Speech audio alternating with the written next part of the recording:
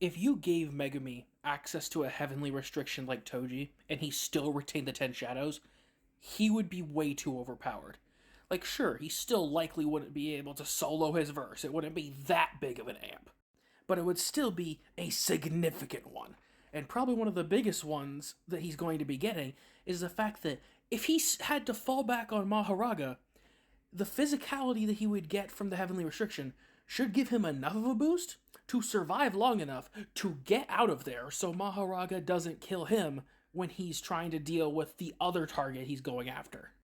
And that's assuming that he'd even need to use Maharaga. Because keep in mind, Toji is extremely powerful, we all know that. And a good person we could see how he would compare to current characters is looking at Maki. Because it's been stated that Maki is basically the reincarnation of Toji, at least in terms of like stats, basically, not a literal reincarnation. So, however you see Maki dealing with power-wise top-tier opponents, effectively that's what Toji would realistically do in terms of that fight. Plus, with that heavenly restriction level of power, he's going to fully tame at least the first 9 shadows effortlessly. And sure, even with the heavenly restriction, he's not beating Maharaga, at all.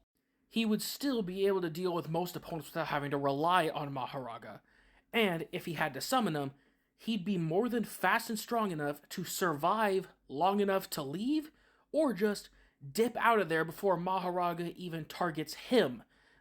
Maharaga could be dealing with the opponent, and he could use his enhanced stats to just get out of there before Maharaga takes the enemy down and tries to come after him next.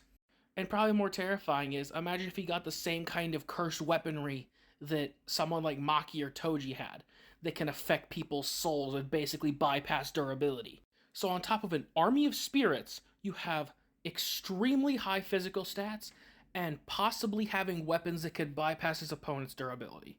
Yeah, that's overpowered.